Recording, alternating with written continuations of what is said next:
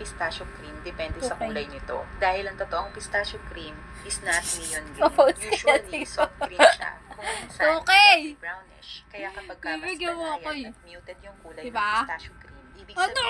sabihin, hindi nag-add ng food coloring. One more thing. Kaya mo Yung magsalita. umiiwalay na oil sa Tama. mga pistachio cream natin.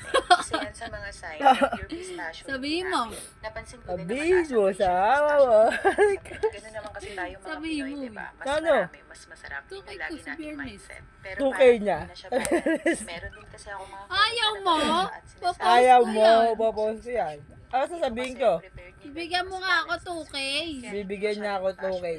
Bibigyan mo ako 2K. Hindi ibig sabihin naman. Ano sabihin ko? Talagang by preference lang. Alam mo naman tayo mga Dito lang ano. Sabihin mo eh. Ano sabihin ko? original pistachio. Di mo alam? Hindi ko alam.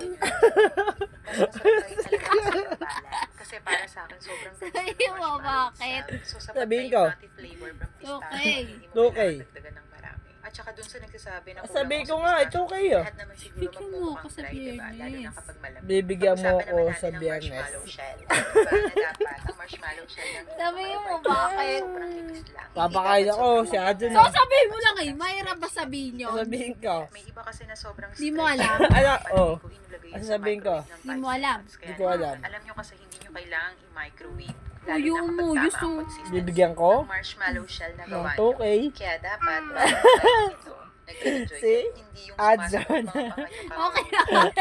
Bibigyan ko ng 2K si Ate Josie.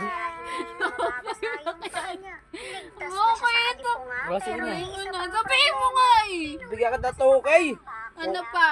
Yung kay Ate Jessie. Oo na. Bakit yun? Ano ko? Kawawa na lang talaga.